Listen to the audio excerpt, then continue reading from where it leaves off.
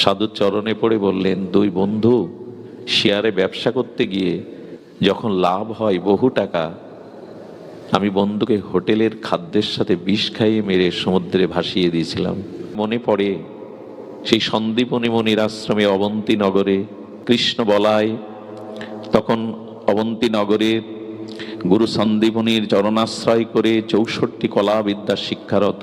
আর সেখানে এক ব্রাহ্মণ কুমার এলেন, কিশোর এলেন, তার পরনে ছেঁড়া ধুতি, তার লিগলিকে শরীর দেখলেই বোঝা যায় অভাবগ্রস্ত। কিন্তু সুদামা কৃষ্ণের দিকে তাকায়।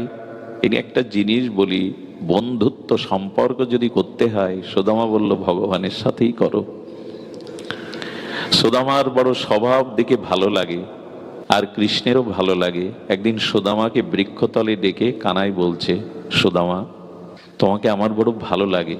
সুদামা বলছে, তোমাকেও আমার বড় ভালো লাগে। বলে এসো না, দুজনের মধ্যে সখ্যতা হোক, বন্ধুত্ব তৈরি হোক। হাত বাড়িয়ে দিয়েছেন কৃষ্ণ। সুদামার গা কাঁপছে, হাত বাড়াতে পারেনি। কেন জানেন?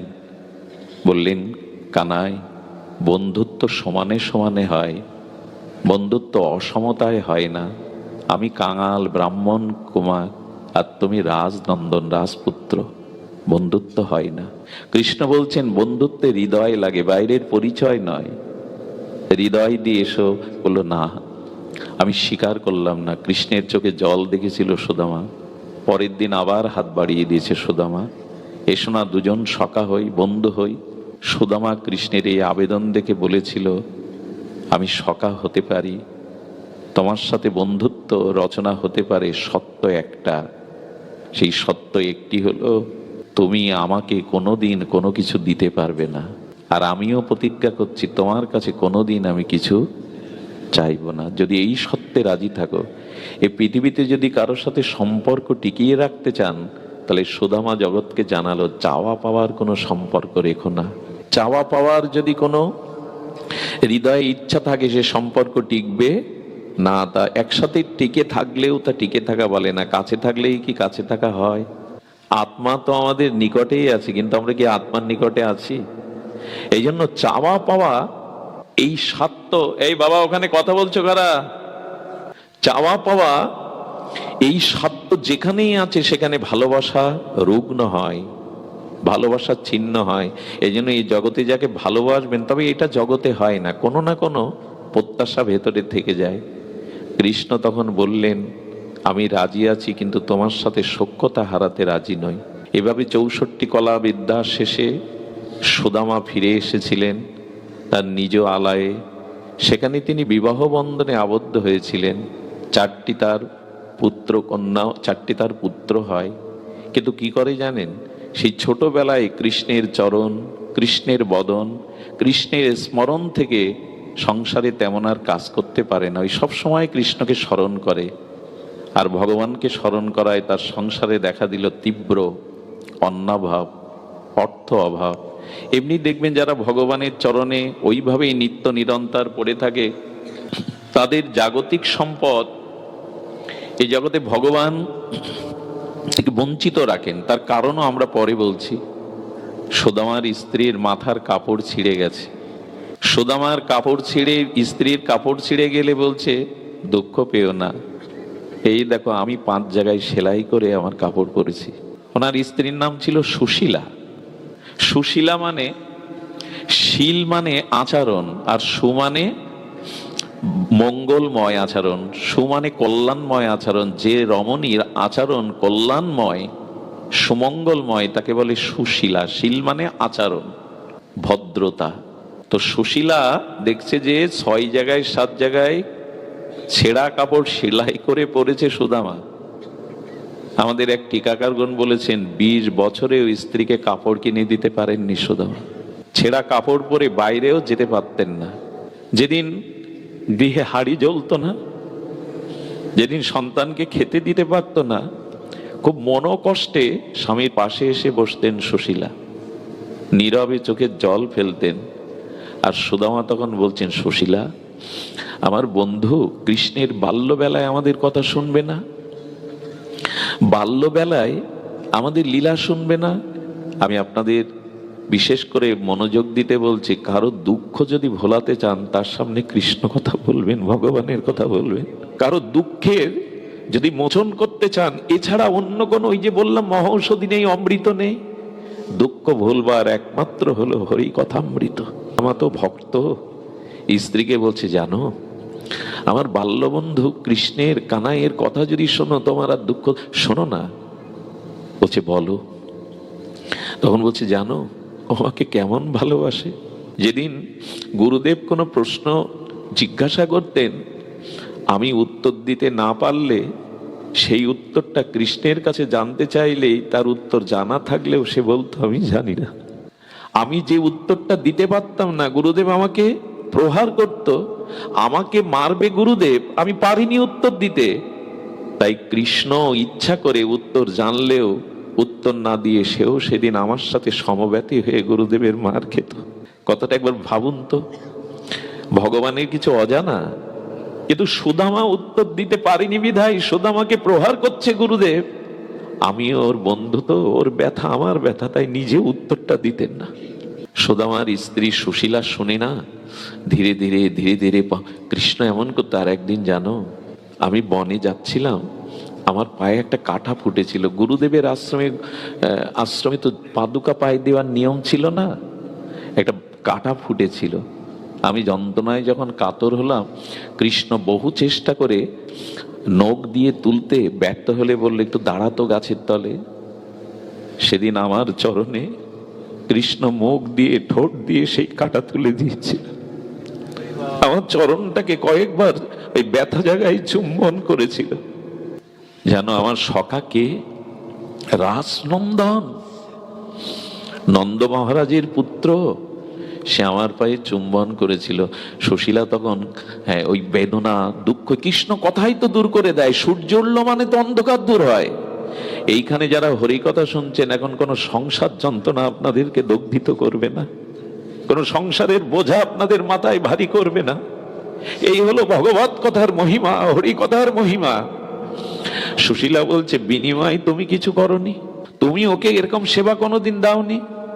বলে একদিন ঝড় উঠলো আর ডালপালা জঙ্গলে ভেঙে পড়তে লাগলো। আমি ভাবলাম কানাইয়ের গা চরণ কত কোমল, যদি ডাল পড়ে। আমি বললাম, কানাইয়া শুয়ে পড়তো। কানাইয়া, কানাই বলছে, কেন? বলে শুয়ে পড় না মাটিতে। যেই কানাই শুয়ে পড়েছে, আমি ওর শরীরটা ঢেকে দিয়ে ওর শরীরের উপরে আমি শুয়ে পড়লাম। আমি শুয়ে পড়লাম। কানাই বলছে, কিরে সুদামা, সুদামা আমার গায়ের উপরে শুয়ে পড়লি কেন? বলে, পড়লাম এই কারণে, ডাল ভেঙে পড়ে আমার বুকে পড়ুক, যেন তোর ব্যথা না লাগে। বলে, জানো এইভাবেই আমাদের দিন কাটতো।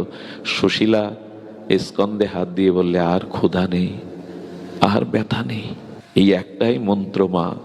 বাবাজিরা যখনই দুঃখ কষ্টে ভুগবেন, তখন কোন শুদ্ধ সাধুর পাশে গিয়ে গোবিন্দ কথা শুনবেন, ভগবানের লীলা কথা শুনবেন। এটি দুঃখ হরার মহামন্ত্র। সাধু সঙ্গ হরি কথা যার জীবনে নেই, তার জীবন ব্যর্থ, বিফল, অভিশপ্ত। এটি না হলে মানুষ কখনোই পরম শান্তি পেতে পারে না। কারণ আত্মার চাওয়া পাওয়া, ক্ষুধা, খাদ্য হরি কথা, ভগবত ভক্তি। এভাবে যেদিন ঘরে হাড়ি জ্বলতো না, কষ্ট পেত, সেদিন কৃষ্ণ কথায় তারা দিন কাটিয়ে দিত। কৃষ্ণের বাল্যবন্ধুর এই দশা। অমনি কি কুন্তি বিপদ চাইছেন? ধর্মের ব্যাখ্যা, ধর্মের অর্থ, সরলত্ব বর্ণনা করছেন। দ্রৌপদী দাঁড়িয়ে হেসেছিল। কোন কুলবধূ যদি গুরুজনের সামনে হাসে, তার কথা শুনে বিশ্ব পরম জ্ঞানী, দ্রৌপদী তুমি কুল স্ত্রীও, তুমি সতী শিরোমণি, তুমি আমার এই ধর্মোপদেশে হাসছো? বলেন, পিতামহ ক্ষমা করবেন, আপনার ধর্মজ্ঞান কবে হলো তাই আমি চিন্তা করছি। আপনার ধর্মবুদ্ধির কবে উদয় হলো? আপনি তো ধর্মোপদেশ দিতে পারেন না। এই কথাগুলো খুব মূল্যবান। ভীষ্মকেই বলছে, যার উপদেশ কৃষ্ণ দাঁড়িয়ে শুনছেন। দ্রৌপদী বললেন, মনে পড়ে এই অবলা সেই দুঃশাসনের বাহুবলে যেদিন আমার বস্ত্র টানছিল, আমি কারো দিকে না চেয়েছিলাম আপনার দিকে। আপনি সূর্যের গতিরোধ করতে পারেন পিতামহ, আমার আত্মনাদ, আমার ক্রন্দন এক কুলবধূ সতীর লজ্জা নিবারণের ক্ষমতা থাকতেও আপনি ভূমিকা রাখেননি। আপনি ধর্মকে লঙ্ঘন হতে দেখেছেন, তাই আপনার মুখে ধর্মোপদেশ মানায় না। ভীষ্মদেব চোখে জল এলো, ঠিকই বলেছ দ্রৌপদী, ধর্মোপদেশ মানায় না। তবে এখন কেন দিচ্ছি জানো? এখন ধর্মের উপদেশ কেন? এই দেখুন, উচিত কার মুখে হরি কথা শোনা, কে হরি কথার যোগ্য, ধর্ম উপদেশ কে দিতে পারে? ভীষ্ম বলছেন, এই জন্য আমার মতো মাদিস বিষয় অন্ধ জীবের মুখে হরি কথায় আপনাদের সাধু সঙ্গে যান, প্রকৃত ভাগবত বক্তার মুখে হরি কথা শুনুন, সব পাবেন এর মধ্যে দিয়ে। আমার মতো নর্দমার বিষয়ের কীটের মুখে সঙ্গ করে কথা শুনে কিছু হবে না। এই দেখুন তার দৃষ্টান্ত দ্রৌপদী দিচ্ছে। বলেন, দ্রৌপদী, সেদিন আমি কেন নীরব ছিলাম জানো? আমার বুদ্ধি ভ্রষ্ট হয়ে গেছিল। বলে, পিতামহ আপনার বুদ্ধি ভ্রষ্ট হয়? বলে, হয়। কেন জানো? আমি পাপীর অন্ন খেয়েছিলাম, এই জন্য আমার বুদ্ধি কাজ করেনি। অনুরোধ করব, সবখানে খাওয়া যাবে না, সবারটা পাওয়া যাবে না। এই যে সাধুরা বলে এর কিছু কারণ আছে। ভীষ্মের মতো গঙ্গাপুত্র দেবব্রত দুর্যোধনের পাপের অন্ন খেয়ে তার ধর্মবুদ্ধি লোপ পেয়েছিল, নাহলে দ্রৌপদীর অপমান তিনি বসে বসে দেখেন। যার অন্ন খেতে হয় তার কাছে এই জন্য যেখানে সেখানে পাওয়া না উচিত নয়। অন্ন থেকেই বৃত্তি আসে। এ কথা আবার অন্যরকম ব্যাখ্যা করবে কেউ। ভীষ্মদেব বলছেন, সেদিন দুর্যোধনের পাপের অন্ন খেয়ে আমার বিবেক চেতনা লুপ্ত হয়েছিল। বলে, আজকে কি জেগেছে? কি মার্মিক কথা। বলে, হ্যাঁ, সেই পাপের অন্ন খেয়ে যে রক্ত তৈরি হয়েছিল আমার শরীরে, তা বেরিয়ে গেছে। কি করে জানো? অর্জুন আমার গায়ে যে তীর বিদ্ধ করেছে না, তীরের শয্যার উপর শুয়ে, সেই পাপ থেকে যেগুলো রক্ত তৈরি হয়েছিল, ওগুলো তীরের আঘাতে সেই পাপের রক্ত চলে গেছে। এখন যেটুকু আছে সেটুকু আমার মা বাবার দেওয়া। এই জন্য এখন আমি ধর্মোপদেশ করছি। অন্যের কথা কেন বলছি জানেন? বৃন্দাবনে একবার কলকাতার এক ধনী ভদ্রলোক গিয়ে 56 ব্যঞ্জনে 64 মন্ত্রের সেবা দেয়। আজকাল তো প্রায় 64 মন্ত্রের ভোগ হয় চারিদিকে। ওই ভোগের পরে একজন বাবাজি ছিলেন, পাশে বসে বসে কুটিয়ায় ভজন করতেন, কারো কাছে যেতেন না। মাধুকরী পেতেন, সন্ধ্যার পরে 2টো রুটি ব্রজবাসীদের দুয়ারে সবজি ভিক্ষা করে জীবন ধারণ করতেন। 64 মন্ত্রের ভোগ হয়েছে, তাই কিছু প্রসাদ ওই মন্দিরের সেবায় তোনার জন্য একটা পাত্রে করে এনেছেন, কলা পাতায়। বাবা যদি একটু স্বীকার করতেন, বলেন ওইখানে টানিয়ে রাখো, ওই থলে মতো একটা প্যাকেট মতো আছে, টানিয়ে রাখো, আমি নাম সমাপ্ত হলে পাবো। নাম সমাপ্ত হওয়ার যখন প্রসাদের কথা মনে পড়েছে, দেখে ওর থেকে বিন্দু বিন্দু রক্ত পড়ছে। কি পড়ছে? প্রসাদ থেকে রক্ত পড়ে, টাটকা রক্ত। উনি পাশে গিয়ে সঙ্গে সঙ্গে ওটা দেখে ওই মন্দিরের পূজারীকে আহ্বান করলেন, আজকের এই সেবাটা কে দিয়েছে, এর খরচটা কে দিয়েছে? বললেন, কলকাতা থেকে এক ভদ্রলোক এসেছেন, তিনি ধনী, অনেক দান ধ্যান করেছেন, এই সমস্ত অন্নের আয়োজন তিনি করেছেন। বলে, উনি যদি থাকেন আমার এখানে একান্তে একটু ডেকে দাও। কুঠিয়ায় দরজা দিয়ে বললেন, সাধুর কাছে মিথ্যা বলতে নেই, ডাক্তারের কাছে রোগ লোকাতে নাই।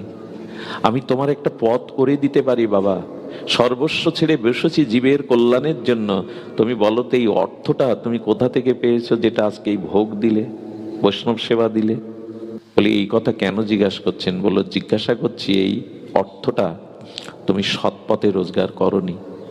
সাধুর চরণে পড়ে বললেন, 2 বন্ধু শেয়ারে ব্যবসা করতে গিয়ে যখন লাভ হয় বহু টাকা, আমি বন্ধুকে হোটেলের খাদ্যের সাথে বিষ খাইয়ে মেরে সমুদ্রে ভাসিয়ে দিয়েছিলাম। তার সেই অর্থগুলো আত্মসাৎ করার পরে বিবেক কেমন দংশন করছিল, তাই বৃন্দাবনে এসে এই সেবা দিলাম। বললেন, আমি কেন বুঝলাম, শোনো, তোমার ওই প্রসাদটা খুলে দেখো, ওখানে রক্ত পড়ছে। রাধারানী ওনাকে ওটা পাওয়াবে না, ওরা ভজন করছে তো, সবখানে পাওয়া যায়। এই জন্য শ্রাদ্ধ অন্ন খেতে পরমহংস রামকৃষ্ণ সহ অনেক মহাপুরুষ বলেছেন, শ্রাদ্ধের অন্ন দায় ভার নিতে হয় অন্ন পেলে। এই কথাগুলো আমরা এখন মানি না।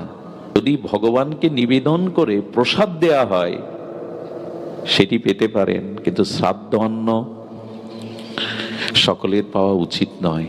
এই কথাগুলো আমরা বারবার বলে যাই, কিন্তু সমাজ ব্যবস্থা এমন জায়গায় দাঁড়িয়েছে, শুনেছি গ্রামের লোক ওই দিয়ে খেতে না দিলে নাকি তাকে একঘরে করা হয়। আমার বাবা মা মরে গেল, তাদের আত্মকল্যাণে আমি সাত্ত্বিক শাস্ত্রীয়ভাবে কিছু করতে পারবো না, তবে সমাজের পরিবর্তন হতে সময় লাগবে। হচ্ছে অনেকটা, কিছুই যে হচ্ছে না তা নয়। বৃন্দাবনে এক সাধু, একবার তার সংযম নষ্ট হয়ে যায়, ব্রহ্মচর্য নষ্ট হয়। খোঁজ করে দেখা গেল এক পতিতা মন্দিরে টাকা দান করেছিল, সেই টাকাতে অন্নভোগ হয়, তাতে তার ব্রহ্মচর্য নষ্ট হয়ে গেছিল।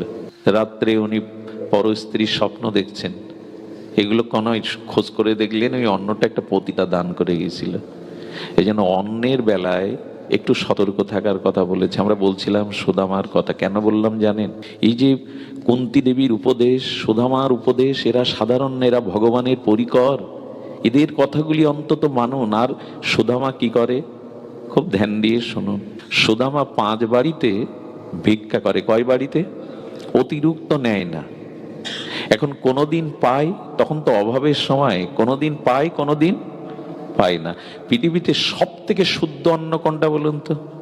ভিক্ষার অন্ন। এতে কোনো দোষ? এই জন্য মহাপ্রভু গম্ভীরায় যে অন্ন পেতেন, সেটা ছোট হরিদাসের ভিক্ষালব্ধ অন্ন। ভিক্ষা করে যে অন্ন পাওয়া যায়, সে অন্নে কোনো দোষ নাই, তাতে অভিমান অহংকার পাপ থাকে না। এই জন্য যজ্ঞ করতে গেলে, বাড়িতে কোনো ভাগবত অনুষ্ঠান দিতে গেলে 2-3 বাড়ি ভিক্ষা করতে হয়। আগে এই নিয়মটা ছিল, অনেক জায়গায় আছেও বটে। কাঙাল হয়ে ভিখারির ন্যায় ভিক্ষে করে ওই অন্ন দিতে হয়, এটা শুদ্ধ হয়। এই জন্য সন্ন্যাসী, ওই যে যাচিয়া মাগিয়া করো উদর পূরণ, মহাপ্রভু বলেছেন তার ভক্তদের, যাচিয়া মাগিয়া করো উদর পূরণ, যাও ব্রজবাসীদের দুয়ারে ভিক্ষা করে পাও। ওই প্রসাদে দোষ নাই, বরঞ্চ পরমতা আছে।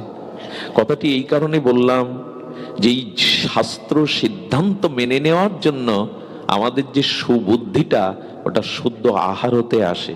পাপের অন্নতে ভীষ্মের মতো, গঙ্গাপুত্র ভীষ্মের মতো বুদ্ধি তমক্রান্ত হয়ে গেল। কুলবধূর অপমান হচ্ছে, উনি মুখ নিচু করে দাঁড়িয়ে, বুদ্ধি কাজ করে না। এই জন্য ভজন জগতে দরকার এই কথাগুলিকে। শাস্ত্র কথা তো অনেক শুনছি, বলছি, মেনে নিতে পারছি না কেন? বুদ্ধি শুদ্ধ হবে না যদি অন্ন শুদ্ধ না হয়।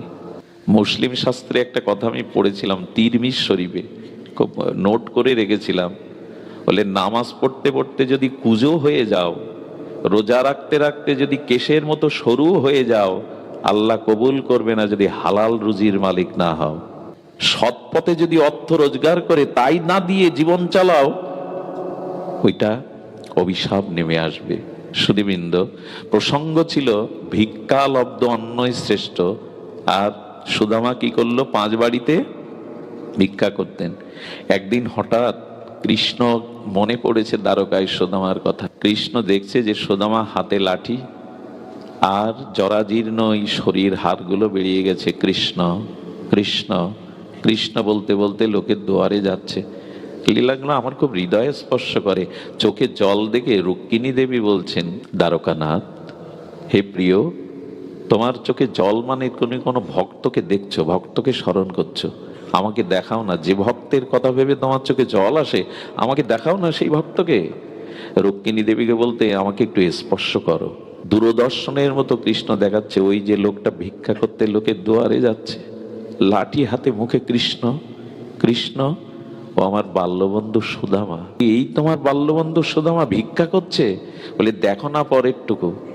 জগৎ লক্ষ্মী রুক্মিণী দেবী দেখছেন, প্রথম বাড়িতে গেলে দরজা খুলল না, 5 বাড়িতে ভিক্ষা। দ্বিতীয় বাড়িতে গেলে দরজা খুলল, তবে ভিক্ষা দিল না। তৃতীয় বাড়িতে গেলে তাকে তিরস্কার করলো, সবসময় আসতে হয় দুয়ারে। চতুর্থ বাড়িতে যাওয়ার পরে গালি দিল। আর যারা যা আচরণ করলো, সুদামা ওই গৃহের দিকে, দরজার দিকে তাকিয়ে বলল, কৃষ্ণ এদের ভালো রেখো, ভালো রেখো, আমার প্রারব্ধে আজ অন্ন নাই, এই জন্য তোরা দিচ্ছে না। দেখুন ভক্তের কি স্বভাব, আমার প্রারব্ধে আজ অন্ন যোগ, ওরা এই জন্য দিল না, ওদের আশীর্বাদ করছে। রুক্মিণী দেবী দরদর করে চোখ দিয়ে, তোমার বাল্য বন্ধু ছেঁড়া কাপড়, হাতে লাঠি নিয়ে কৃষ্ণ কৃষ্ণ করছে, আর তুমি চেয়ে চেয়ে দেখছো দুয়ারে ভিক্ষা করছে। বলে, রুক্মিণী আজও অন্ন পাবে না, আজ ওকে উপোস করেই থাকতে হবে। রুক্মিণী দেবী বললেন, আমি আর সহ্য করতে পারছি না প্রাণনাথ, তোমার বাল্যবন্ধুকে এভাবে ভিক্ষায় দেখে তো তুমি মেনে নিতে পারছো? বলে তুমি তো জগৎ লক্ষ্মী, তুমি পারো, দেখো তুমি কিছু করতে পারো কিনা। রুক্মিণীর দেবী হৃদয়ে দয়া এলো। পঞ্চম দুয়ারে সেও ফিরিয়ে দিতে যখন বলবে, রুক্মিণী দেবী দূর থেকে তার হৃদয়ে করুণা সৃষ্টি করলেন। সেই গৃহী দরজা খুলেই মা বললেন দিতে যাবে না, কিন্তু রুক্মিণী দেবীর অলক্ষ্যে তার কৃপায় বলল, বাবা দারুণ একটু পরমান্ন আছে, নিয়ে যান। সেই বিষ্ণু নিবেদিত পরমান্ন একটা পাতাতে করে যখন দিয়েছে বাটির মতো করে, আশীর্বাদ করে চলে যেতে যেতে রাজার সেনারা ওই পথ দিয়ে ঘোড়ায় সাওয়ার করে যাচ্ছিল। কৃষ্ণ কৃষ্ণ বলতে বলতে যেতে গিয়ে ঘোড়ার যেতে যেতে আঘাত লেগে সুদামাও পড়ে গেল, পরমান্নটাও পড়ে গেল। ওই যে সুদামা তখন চিৎকার করে উঠেছে, প্রাণনাথ বললো, তোমাকে বললাম না আজ ওর কপালে অন্নযোগ নাই। কুকুর এসে সেই পরমান্নটা পাচ্ছে, আর সুদামা কি করেছে জানেন? হাত জোড় করে দ্বারকার দিকে তাকিয়ে বলছে, ধন্য তুমি হে সখা, হে বান্ধব, ধন্য তুমি, তোমার কত করুণা। আচ্ছা ওই সন্তানগুলো না খেয়ে আছে, ওদের মুখেই পরমান্ন প্রসাদটা দিতে পারতো, কুকুর খাচ্ছে, তাদের ধন্যবাদ দিচ্ছে কেন কৃষ্ণরে? ধন্যবাদ দিচ্ছে এই কারণে, আমার কপালে আমার সন্তানদের আজ প্রারব্ধে অন্নযোগ নাই, কিন্তু আমার দ্বারা বয়ে এনে একটা ক্ষুধার্ত প্রাণীর তুমি সেবা করবার সুযোগ দিলে কেন? এই অন্নটা ওরই প্রারব্ধ, এই জন্য ও পাচ্ছে, কিন্তু মাঝখানে আমাকে সেবার সুযোগটা তুমি। ভক্তের ভাবনাটা দেখুন তো। আমার ব্যর্থ মনোরথ হয়ে ফিরে গেলে চারটে সন্তান ঘিরে ধরেছে, বাবা কিছু আনোনি? ক্ষুধার জ্বালা তো সহ্য করতে পারছি না। সুশীলা তাদের ডেকে নিয়ে বললো, আজ কিছু পাওনি? বললো, না, আজকে সেবা করিয়েছে আমার দ্বারা। তুমি এক কাজ করো, তুমি জল আনো তো, জলে তুলসী পাতা দিয়ে বলে এটা পেয়ে নাও কৃষ্ণ নাম করতে করতে। রুক্মিণী দেবী বললেন, প্রাণনাথ এমন করে আর তাকে কষ্ট দিও না। কৃষ্ণ কি বললেন জানেন? ও বন্ধুত্ব করার সময় প্রতিজ্ঞা করেই নিয়েছিল, ও আমার কাছে কিছু চাইবে না, আমি ওকে কিছু দেব না। সুশীলা সুদামাকে নিয়ে, চারটে সন্তানকে নিয়ে এই সংসার। কৃষ্ণ একদিন কি করলেন জানেন? এই দেখুন, রুক্মিণী দেবীর কথায় কৃষ্ণ একদিন ভিখারি রূপ নিয়ে এলেন। আহা, ভিখারি রূপ নিয়ে এসে সুদামার বাড়িতেই এসে বলছেন, ভিক্ষাং দেহি। সুশীলা দরজা খুলে দেখে ভিখারি দুয়ারে দাঁড়িয়ে। সুশীলা ঘরের মধ্যে গিয়ে কেঁদে নিল, কারণ এক টুকরো রুটি, এক মুঠো অন্নও তো তার গৃহে নাই। সুশীলার দিকে চেয়ে কৃষ্ণ চোখের জল আটকাতে পারছেন, ওর ভিক্ষাং দেহি, কিছু দাও। এর থেকে কষ্ট সুশীলার মতো কোন রমণীর আছে? দুয়ারে ভগবান ভিক্ষার ঝুলি নিয়ে দাঁড়িয়েছে, ভিক্ষাং দেহি। কোনো কথা না বলে চোখের জল ফেললে বলছেন, ওমা, না বলছেন, আপনি কাঁদছেন কেন বৌঠান, কাঁদছেন কেন? বলে, আপনাকে দেওয়ার মতো কিছু নেই। বলল, আমাকে তো একটু বসতে বলতে পারো, একটা নিবেদন করি। যদি কখনো কোনো অতিথি, সাধু, ভিখারি, কাঙাল আসে, তিরস্কার করবেন না। জানেন, আপনার হাতটা আজ উপরে আর ওর হাতটা নিচে। ভগবান বললেন, কাঙাল দুঃখীকে ফিরিও না, কারণ আগামী জন্মে এই দৃশ্য উল্টে যেতে পারে। তুমি ওর জায়গায়, ও তোমার জায়গায় যেতে পারে। ও তোমার কল্যাণের জন্য। এই জন্য বলে দরিদ্র নারায়ণ। দরিদ্র নারায়ণ কেন জানেন? আমার দুয়ারে এসছে, কিছু দিলে আগামী জন্মে আমাকেও দেবে ভগবান, ফুরাবে না। যে দিতে পারে সেই পায়। এই জন্য এক মুঠো দিয়েছিল। বৈষ্ণবপদ বাবাজি মহারাজ বলেছিলেন, দুয়ারে এলে, ভিখারির দুয়ারে এলে তিনটি জিনিস দেওয়ার আছে সবার। ঘরে কিছু না থাকলেও দিতে পারেন, দেখুন তো মানিয়ে নিতে পারেন কিনা। একটি হলো বসবার একটা আসন, ছেঁড়া হোক মলিন হোক আসন। দ্বিতীয়ত একটু মিষ্টি কথা। তৃতীয়ত এক গ্লাস জল। না, ভিখারির ঘরেও আছে না? এটা আছে, শুধু মনের ভাবনাটা দরকার। কাকে ফেরাচ্ছেন আপনি? কাকে তিরস্কার করছেন? আগামী জন্মে হয়তো ভগবান বলেছিলেন, যাদের অর্থবিত্ত হয়েছে কর্মফলে, অথচ দ্বিজ সাধু দিন দুঃখী মানুষের বিপদে আপদে দুঃখে অন্ন কষ্টে দান করে না, নিশ্চিত তাকে আগামী জন্মে ওরকম হাত পাততে হবে। দিয়ে দেখেছিল ভগবান, কাজে লাগায়নি। এই অনুষ্ঠানে যারা বৈষ্ণব সেবার আনুকূল্য নিচ্ছেন, এরা ধন্য। এর মধ্যে এমন একজন শুদ্ধ ভক্ত আপনার এক মুঠো অন্ন পেয়ে যে আশীর্বাদ করবে, তাতে অনন্তকাল আপনার অন্ন কষ্ট থাকবে না। দিতে হয়, দিতে হয়। সুশীলা কাপড় ছেঁড়া মাথার কাছে আর একটু বসতে দিয়ে জল এনে দিয়েছে, এক গ্লাস শীতল জল। জল পেয়ে গোবিন্দর ভিখারি বলছে, আচ্ছা বৌঠান, আমি জানি সুদামার বন্ধু দ্বারকাধীশ কৃষ্ণ, তা কৃষ্ণ যার বন্ধু, দ্বারকার রাজা যিনি, তো তার কাছে যাই না সুদামা? ভক্ত ভুলে থাকলেও ভগবান ভক্তকে ভোলে না। মনে করিয়ে দিতে এসছে, বৌঠান আমি শুনেছি সুদামা বিপ্রের বন্ধু বাল্য সখা কৃষ্ণ, তো কৃষ্ণের বাল্য সখার এই দশা কেন? সে কি ভুলে গেছে? বলো ভুলে যায়নি। তখন সুশীলার মনে পড়েছে, তাই তো অনেকদিন ভুলেছিলাম। হ্যাঁ, উনি মনে করিয়ে দিলেন, বলে একবার তার কাছে গেলে তো হয়, তাকে একটু খবর দিলে হয়। আহা, ভিখারি রূপে এসে আজ মনে করিয়ে দিচ্ছে, তার কাছে একটু জানালে হয়, তার কাছে একটু গেলে হয়, তাকে একটু ডাকলে তো হয়। তুমি এক কাজ করবে বৌঠান, আজকে সুদামা এলে তাকে মনে করিয়ে দেবে, তার বাল্যবন্ধু যে দ্বারকাধীশ তাকে একবার মনে করিয়ে দেবে, তার কাছে পাঠাবে। তো কখন এসেছে জানেন? যখন সুদামা গৃহে নাই। ভক্তের জন্য কৃষ্ণ রূপে আসলে কি তার কথা মানবে? কৃষ্ণ রূপে আসলে তাকে দাঁড়াতে দেবে? এই কথা শুনবে? শুনবে না। ভিখারি রূপে এসেছে। সে বৌঠান একবার মনে করিয়ে দিও, একবার মনে করিয়ে দিও যে তার বাল্যবন্ধু সুদামা দ্বারকাধীশ। এ কথা বলার পরে বলল, হ্যাঁ আমি তাকে মাঝে মাঝে বলি, কিন্তু আজ আসলে জোর করেই বলবো। হ্যাঁ তাকে পাঠাবে। ভগবান ভিখারি রূপে অন্তর্ধান হলেন। জায়গাটা যেন পরম দিব্য গন্ধে ভরে গেল। সুদামা গৃহে আসার পরে রাত্রে বলছে, ওগো তুমি একবার যাবে না? তোমার সখার কাছে একবার যাবে না? বলে, আমি বুঝতে পেরেছি অভাব মেনে নিতে পারছো না, তো কষ্ট হচ্ছে, তাই কিছু পাওয়ার আশায় পাঠাচ্ছ। কি উত্তর দেবে বলেন? সুশীলা তখন দেখুন, বুদ্ধিমতী বা সহধর্মিণী স্ত্রীর মহিমা দেখুন। বলল, না গো, তার কাছে কিছু চাইতে হবে না। আচ্ছা তুমি সত্যি করে বলো তো, আমার মাথায় হাত দিয়ে, তাকে দেখতে ইচ্ছে করে না তোমার? কোন শিশুকালে গলাগলি করেছো, খেলা করেছো, এই যেই বলেছে তাকে দেখতে ইচ্ছা করে না? সুশীলাকে জড়িয়ে ধরেছে। সুশীলা বড় স্বাদ হয় জানো, ওকে যে একবার দেখেছে সে নয়নে তার অন্য রূপ আর ভালো লাগে না। কতকাল তাকে দেখিনি, বড় ইচ্ছা। এইখানে এই সুশীলা কৌশলে বলেছে, আমি তোমাকে যেতে বলছি কি কিছু পাওয়ার আশায়? যাও, তোমার কত কষ্টে আছো, একবার তাকে দেখে এসো, যাও তাকে দেখে এসো। বলে, ঠিকই বলেছে, কতকাল দেখিনি, কালকে সকালেই যাব। কিন্তু না, কয়েকটা জায়গায় খালি হাতে যেতে নেই। আপনাদেরও বলি, রাজদর্শনে খালি হাতে যাবেন না, যখন রাজাকে দেখতে যাবেন। আর সাধু দর্শনে খালি হাতে যেতে নেই। কোনো সাধু বা গুরুদেবকে দেখতে গেলে একটা মালা, দুটো তুলসী পাতা, একটা ফুল, একটা ফল, একটা হরিতকি, অথবা 10টা টাকা প্রণামী, কোনো না কোনো কিছু গুরু দর্শনে, সাধু দর্শনে দিতে হয়। আর শিশু দর্শনে খালি হাতে যেতে নেই। শিশুরা কিছু পেলে আনন্দিত হয়। এরকম কয়েকটা জায়গা আছে যেখানে খালি হাতে যেতে নেই। সুদামা বললেন, সুশীলা বন্ধুর কাছে যেতে গেলে তো কিছু নিয়ে যেতে হয়, আমার তো কোনো সম্বলই নাই।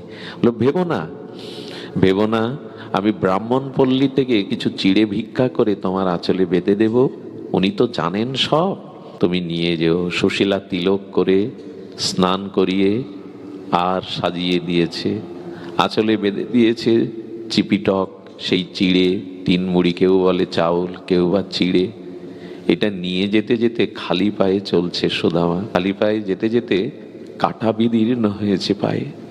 যখন কাঁটা ফুটে গেছে, বৃক্ষতলে বসার সাথে সাথে কৃষ্ণের পায়ে সেই কাঁটার বিদীর্ণ যন্ত্রণা। রুক্মিণী দেবী দেখছেন কৃষ্ণ চরণ পাততে পারছে না। কি হলো তোমার চরণে? তাড়াতাড়ি দেখে ওখানে বিষাক্ত কাঁটা বিদীর্ণ হলে যেমন কালো হয়ে যায়, রুক্মিণী দেবী প্রলেপ দিতে লাগলেন। রুক্মিণী দেবী সন্দেহ হলো, এই রাজ মেঝেতে, চকচকে মেঝেতে কাঁটা কোথায় কোথায় এলো? এখানে তো কাঁটা নেই। রুক্মিণী দেবী বলছেন, তুমি সত্য করে বলো, এই আঘাত কোথা থেকে লাগলো?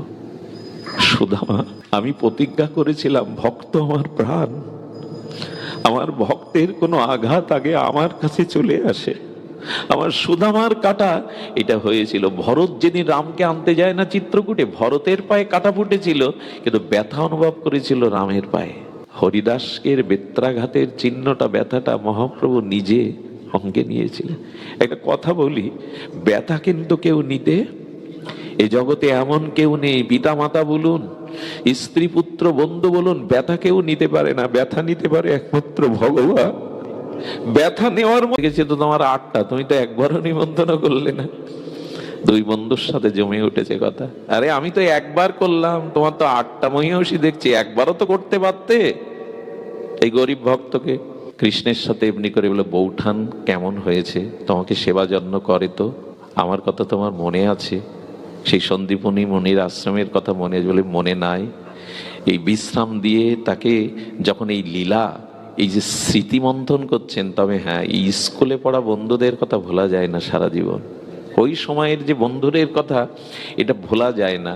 আলাপ করতে করতে কৃষ্ণের হঠাৎ দৃষ্টি গেছে ওই যে, সেই যে আঁচলে বাঁধা, বারবার ওই দিকে তাকাচ্ছে। আর সুদামা চিন্তা করছে ওই দিকে তাকালেই তো চেয়ে বসবে, ও তাড়াতাড়ি ওটা পেছনে নেওয়ার চেষ্টা করছে, লুকাবে না।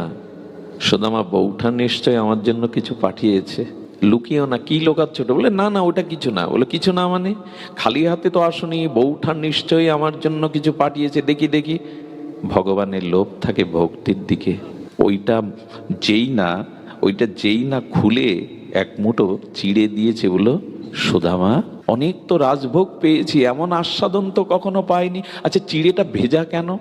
এত আস্বাদন কেন জানেন? ওই গাছতলায় বসে বসে সুদামা ভেবেছিল, আমার সখা রাজাধিরাজ, আমার সখা দ্বারকাধীশ, লক্ষ তার সেবা দাসীগণ, তার পট্ট মহিষীগণ এই চিড়ে কিতে পেতে পারবে?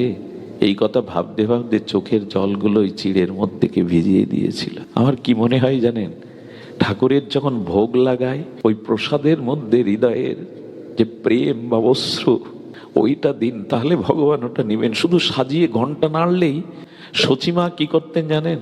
একদিন সকালে নিমাইয়ের শোকে সচিমা জগৎমাতার স্মৃতিশক্তি নাই, তাড়াতাড়ি গিয়ে বলছে বিষ্ণুপ্রিয়াকে, বৌমা বৌমা, আমার নিমাই নগর সংকীর্তনে গেছে, কত সংকীর্তনে গেছে, কত ধুলাই লোটায়, এক্ষুনি এসে বলবে মা ক্ষুধা পেয়েছে, খেতে দাও।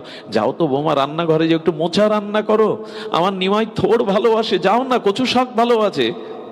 বিষ্ণুপ্রিয়া দরজার আড়ালে কাঁদছেন, আর কি বলছেন জানেন? মা, যার কথা বলছো সে নবদ্বীপে নাই, সে লীলা চলে, সে নবদ্বীপকে ফাঁকি দিয়ে, তোমাকে আমাকে ফাঁকি দিয়ে সন্ন্যাসে গেছে।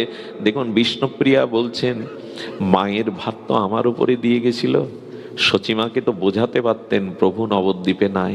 বললেন, মা আমি প্রভুর জন্য রান্ধন করতে যাচ্ছি। মা যা যা বললেন রান্ধন করে থালা দিয়েছে, বলে দাও তো। সেই থালাটা ভোজন মন্দিরে গিয়ে আসন পেতে সচিমা কাঁদছে আর বলছে, আয় বাপ নিমাই, আয় না, সারাদিন কৃষ্ণ নামে গড়াগড়ি দিস, কত ক্ষুধা পায়, আয় না বাপ, আয় নিমাই, এই হলো নিবেদন, এই হলো ভোগ নিবেদন। আয় নিমাই, তোর খাওয়া নাওয়া থাকে না, কৃষ্ণ নামে তুই ধুলাই করাস, আয় এক মুঠো পেয়ে যা। লীলাচলে ভক্তদের মধ্যে বসেছিলেন মহাপ্রভু, মূর্ছিত হয়ে পড়ে গেলেন। আর ওই মূর্ছিত অবস্থায় সূক্ষ্ম দেহে এসে নিমাই মায়ের ওই প্রসাদ পেয়ে গেলেন। মাঝে মাঝে ভক্তরা বলে, ঠিক আছে, মাঝে মাঝে ভক্তরা বলে, প্রভু আপনি মূর্ছিত হয়ে পড়ে কোথায় হারিয়ে যান? বলে, সচিমা যতবার আমায় ডাকে ততবার তার প্রসাদ পেতে চলে যায়। 4টে জায়গায় মহাপ্রভু সবসময় থাকেন, সচির রন্ধনে, নিত্যানন্দ নর্তনে, রাঘব ভবনে আর শিবাসঙ্গনে। এই 4টি জায়গায় মহাপ্রভু সর্বক্ষণ থাকেন। এই জন্য সচিমার রন্ধন, সচিমার ভোগ নিবেদন, এই আত্মনিবেদন। সুদামার সেই চিড়ে যেই মুখে দিয়েছে সুদামা, ওই যে চোখের জল পড়েছিল, তো প্রেমাশ্রু পড়েছিল, প্রেম মাখানো চিপিটক আজ জগৎগুরু আচার্য পেয়ে পরমানন্দে বিভোর হয়ে গেলেন। আর সেই চিড়ে ভেজানো বারবার বাধা দিচ্ছিল, সুদামা পেও না, পেও না কানাই, পেও না, ওটা পাওয়ার যোগ্য নয়।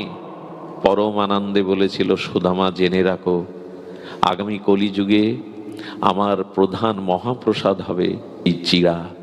একটু চোখের জলে যারা একটু চিড়া, একটু গুড় দিয়ে, আচ্ছা এত পাত্র থাকতে মালসাই দিতে হবে ভগবানকে ভোগ। মহাপ্রভু কাঙালের ঠাকুর কেন জানেন? আমরা এতদিন জানতাম সোনার থালে, রূপার থালে, নাহলে পাথরের থালায়, কাঁসার থালায়, কিন্তু যার নেই সে কি করবে? এই জন্য কাঙাল গৌরহরি বললেন, একটা মাটির পাত্র কিনে এক মুঠো চিড়ে, একটু গুড়, একটু চোখের জলে ভিজিয়ে দিয়ে, ওটা আমার প্রসাদ না, আমি মহাপ্রসাদ হিসাবে গ্রহণ করব। উনি কাঙালের, দ্রব্যের কাঙাল নয় ভগবান, উনি ভাবের কাঙাল। তাই ঘরে সামর্থ্য না থাকলে চিড়ে দিন, কিন্তু প্রেম মিশিয়ে দিন, চোখের জল মিশিয়ে দিন। আজ সুদামার চোখের জলে ভেজা প্রেমশ্রু মিশ্রিত চিপিটক পেয়ে পরমানন্দ পেলেন। 2 দিনের মধ্যে একদিনও জিজ্ঞাসা করেননি সংসারে অভাব কিনা। আর উনিও দেখুন, বন্ধুত্ব কাকে বলে। একবারের জন্য নিজের অভাবনের কথা জানায়নি। আমি বিশ্রাম করব যে কথা বলে, চিরস্মরণীয় কথা। সুদামা বিদায় নেবে, কৃষ্ণের চোখে জল, রুক্মিণী সত্যভামাও তাদের চোখে জল। সুদামা যেখানে দাঁড়ায় এমন ভক্ত, সেখানে তো শুদ্ধতা, পবিত্রতা, আনন্দের বন্যা বয়ে যায়। সুদামাকে সকালে বিদায় দিচ্ছে, পিছে কৃষ্ণ, সুদামা আগে। হঠাৎ করে উদ্ধব মহারাজ এসে বলছেন, বাসুদেব, হে বাসুদেব, ভগবান তোমার বন্ধু খালি পায়ে এসেছিল, এখনো দেখছি খালি পায়ে যাচ্ছে, একটা পাদুকা দিতে পারোনি? খালি পায়ে এই ব্রাহ্মণ এসেছিল, তুমি তাকে একটা পাদুকা দিতে পারোনি? আচ্ছা, কেমন তুমি বাসুদেব কৃষ্ণ, একটা রথে তো তাকে পৌঁছে দিতে পারতে, এতটা পথ খালি পায়ে রৌদ্রে হেঁটে যাবে। কৃষ্ণ উদ্ধবের হাত জড়িয়ে ধরে কাঁদছেন, চোখের জল বাধা মানছে না। আমি সারা রাত ঘুমাইনি, আমি সারা রাত ভেবেছিলাম একটা রথে করে সুদামাকে পৌঁছে দেব, আমি ওর পায়ে একটা পাদুকা পরিয়ে দেব, কিন্তু ইচ্ছা করে দেইনি। উদ্ধব বুদ্ধি সত্তম বলছে, কেন দাওনি? যে কথা বলেছিলেন, এ কথা বিস্ময়কর কথা, এই কথা মণিরত্ন মালা করে কণ্ঠে বাঁধানোর কেন দেইনি জানো? আমি ভাগবতে নিখিল শাস্ত্রে বলেছি, আমার ভক্তের চরণ ধুলি যেখানে পড়ে না, সে মাটি পবিত্র হয় না, সে মাটি ধাম হয় না, শুদ্ধ হয় না। আমি এখানে আছি বটে, কিন্তু আজ আমার দ্বারকার মাটি পূর্ণ হলো, ধন্য হলো, কারণ সুদামার পায়ের ধুলো, পায়ের স্পর্শ এই মাটিতে। পাদুকা যদি পরিয়ে দিতাম, সুদামার পায়ের ধুলো আমার দ্বারকার মাটিতে মিশানো থাকতো না। পাঠ থেকে উঠে যাওয়ার সময় পাশে যারা ভক্ত থাকে না, সে যে জায়গায় চরণ রেখেছিল সেই ধুলোগুলো একটু গায়ে মাখিয়ে নেবেন, এটাই ভক্তির পথ। আমার পায়ে পাদুকা দেননি, কারণ ওই চরণ ধুলি দ্বারকার মাটিতে স্পর্শ হলেই কৃষ্ণ বললেন দ্বারকার মাটি ধন্য হবে, পূর্ণ হবে। ভক্তের চরণ ধুলি যেখানে পড়ে, সমস্ত তীর্থই সেখানে এসে উপস্থিত হয়। আর রথ কেন দেইনি জানো? আহা, দেখো, এই চোখ, এই চক্ষের, এই চক্ষুর সফলতা হলো ভক্ত ভগবানকে দর্শন করা। আমি যদি তাকে রথে চড়াতাম, মুহূর্তেই আমার চোখের আড়াল হয়ে যেত। তাই এই চোখটাকে ধন্য করার জন্য আমি তাকে রথে চড়াইনি। যতদূর সুদামা হেঁটে যাবে, আমার নয়ন যেন সুদামাকে দেখতে থাকে, আমার নয়ন যেন সুদামাকে দেখতে থাকে, যেন আমার নয়ন তাকে হারিয়ে না ফেলে। কি অভূতপূর্ব, অশ্রুতপূর্ব ভগবানের এই অনুভব। আমরা করি তো সুধীজন। এমনি করে সুদামা বিদায় নিয়ে আমি বিশ্রামে আসি। আপনারা জানেন, আসার আগেই গোবিন্দ তাকে দ্বিতীয় দ্বারকা করে ঐশ্বর্য করে দিল। হঠাৎ সুদামা নিজের গ্রামে এসে দেখছে, আমি কি তবে দ্বারকায় আছি? এত পথ হেঁটে এলাম, এটা তো দ্বারকা। সামনে যারা দুয়ারপাল ছিল তারা এসে প্রণাম করছে, আসুন আসুন। বলে, তোমরা কি আমাকে ঠাট্টা করছো? হ্যাঁ, তোমরা আমাকে বললো, না, আপনিই তো আমাদের প্রভু। ভেতরে দেখছে সুশীলা রাজরানীর মতো সেজেছে, রাজরানীর মতো সেজে বরণডালা নিয়ে অপেক্ষা করছে। বললো, তোমাকে এই পোশাক কে দিল? এই রাজপ্রাসাদ কার? এটা তো দ্বারকার। বলে, তুমি আসার আগেই তোমার বন্ধু উপহার পাঠিয়েছে তোমার জন্য। পেয়েছিল, আমি শুরু করেছিলাম, সুখ বা দুঃখ দুটোই স্থায়ী, ভজনটাই হলো স্থায়ী।